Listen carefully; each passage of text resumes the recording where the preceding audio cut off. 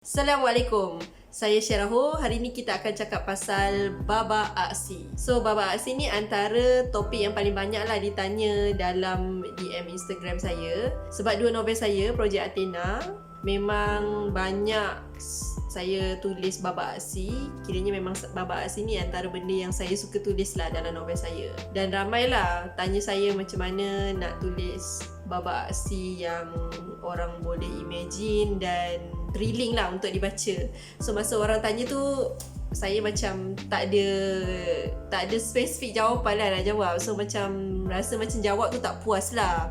So here's the video. Hopefully dapat memberi sedikit sebanyak tips dan bantu korang untuk tulis scene action yang betul.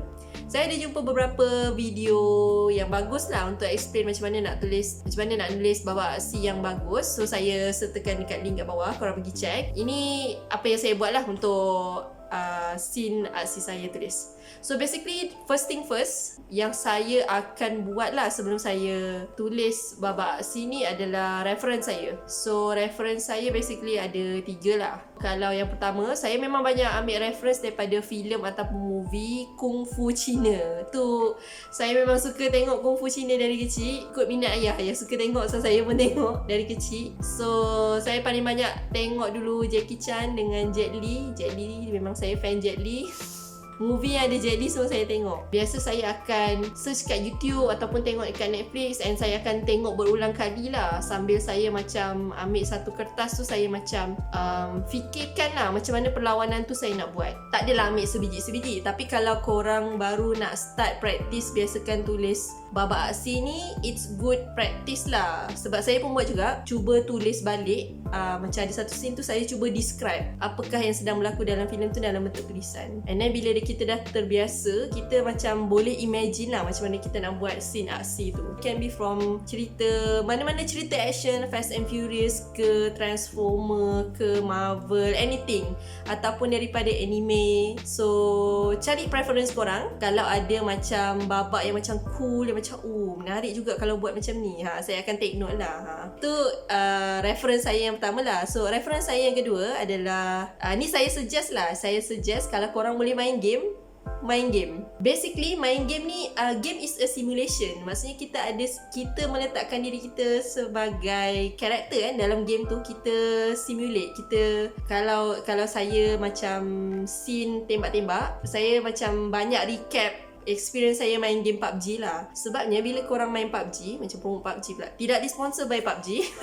Basically kalau korang main PUBG tu, korang adalah shooter kan. So bila korang start main PUBG tu, the first thing first korang main tu, korang akan turun, korang akan pilih location, korang search any weapon yang ada. And then kalau ada musuh, how you nak eliminate musuh tu. So it can be sneaky ataupun you ambush ke macam mana. So basically saya nak cakap, bila korang main game ni, korang macam fikiran korang dah terbiasa untuk strategize macam mana nak menyerang, macam mana nak lari, macam mana nak pertahankan diri, macam mana tak nak bagi musuh detect kita ke, some sort like that. Di sampingnya kalau macam PUBG tu, kita boleh kenal gunfire lah. Maksudnya macam dari segi dia punya macam range shot dia, kita tahulah macam shotgun tu memang short range, dia tak boleh go for long. Kalau sniper rifle tu memang caliber dia besar, dia boleh pergi meter yang sangat panjang berbanding pistol, something like that. The basic info, you get the basic info just from playing game, which is nice. Bila korang main game tu, maksudnya bila ada musuh datang, what should you do? Maksudnya korang macam kena berfikir and kena bertindak time tu juga. So at least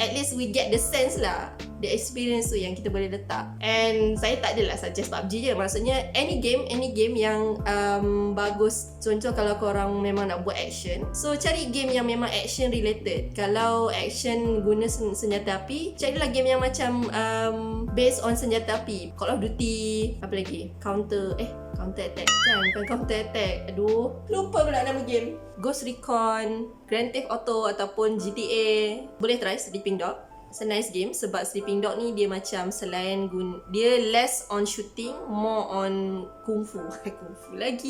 Kalau korang tak main game, let's say lah kalau korang tak main game, saya ada juga game yang saya nak main tapi saya tak dapat main. So apa yang saya buat adalah saya tengok orang main game. And yang ketiga, saya suka refer daripada novel lah, obviously. Kenapa saya cakap novel ni ke belakang sikit? Sebab kalau saya lah, saya tak nak refer novel ni yang pertama sebab saya takut tertiru. So novel ni saya akan refer lepas saya refer dua benda ni lah, movie dengan game ni lah.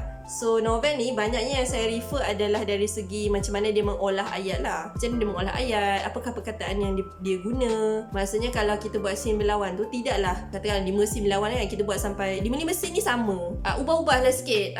So sometimes saya macam tak ada perkataan sangat, saya suka refer novel jugalah untuk get the idea macam mana nak describe this scene, macam mana nak explain dia, macam lompat terbalik ke macam mana, anything lah. So kalau novel, saya memang suka refer Hilal Ashraf. I think he's a good action writer novel yang local. Memang banyak novel dia memang describe aksi memang nice lah.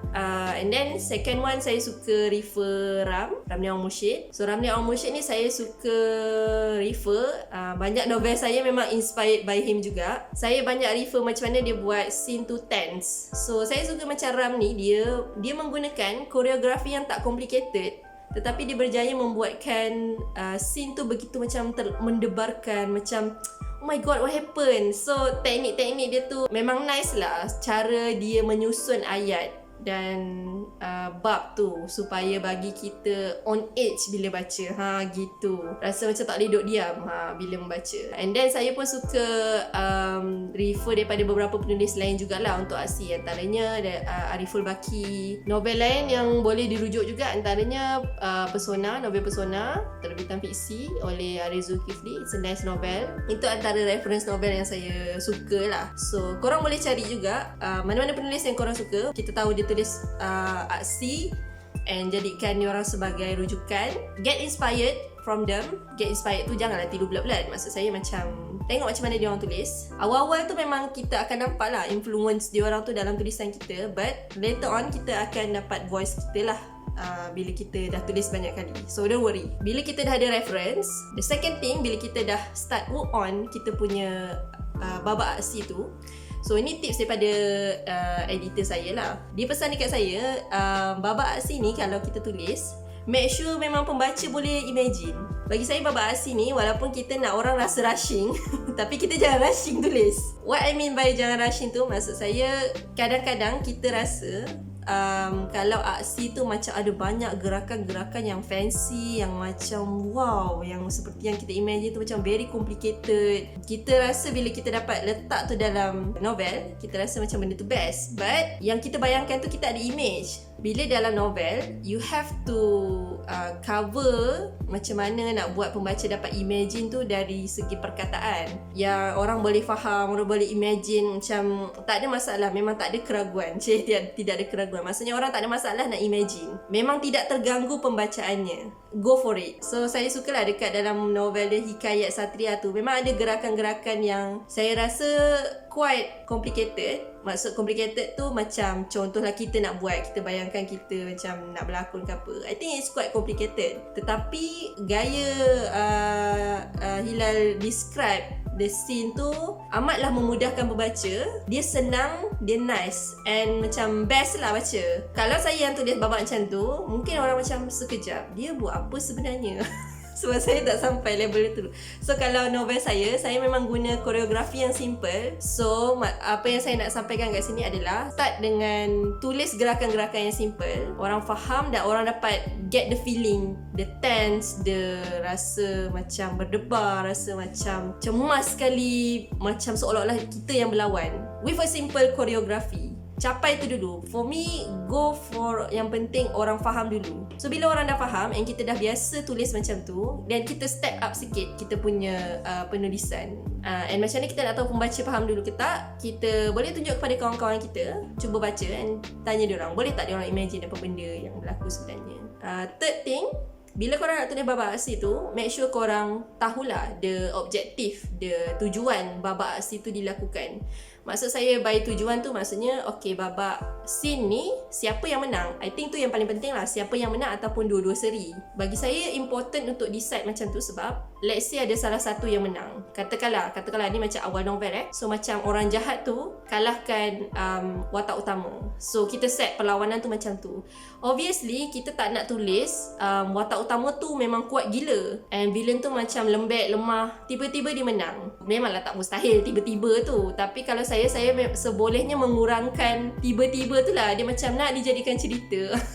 Kalau boleh kita elakkan lah benda-benda macam ni. It's logic lah, make it logical. Jangan make it terlalu easy. So macam kalau perlawanan yang seri, the fight will be more intense lah. Sekejap A macam dah nak menang tapi tiba-tiba tak dapat. Sekejap B macam nak menang tapi tak dapat. And yang paling penting adalah know your character strength. Bila kita tahu kekuatan dan kelemahan karakter kita, contoh karakter ni lemah, so macam babak aksi yang awal katakanlah dia kalah sebab karakter ni lemah. So bila towards the end, kita akan buat dia macam semakin lama semakin kuat lah. Okay, ada 5 scene kan, 4 scene ni memang lemah gila, tiba-tiba yang kelima ni dia jadi kuat. Masa ni kita nak justify dia dapat pertolongan ke apa, dia membuatkan orang rasa tak puas hati tau. Kenapa dia ni, how dia menang, how. At least make the character stronger walaupun dia dapat bantuan at the end. Itu akan membuatkan babak aksi tu lebih satisfying bagi saya. And villain pun, macam kalau villain tu memang kuat dekat awal-awal, janganlah sebab kita nak buat karakter utama kita menang, kita buatkan villain tu jadi lemah, which is tak logik lah. Kita akan rasa lah, kenapa yang ni dia lembek sangat, kenapa dia macam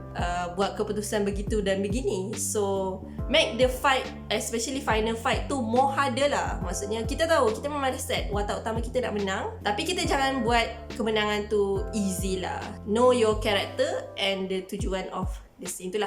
And last but not least, pesanan yang paling tak best sekali adalah practice makes perfect. Project Athena ni inspired by cerpen Code Athena. So Code Athena ni saya ada tulis babak aksi, and bila saya tengok balik babak aksi yang saya tulis tu, wah tu simple lah.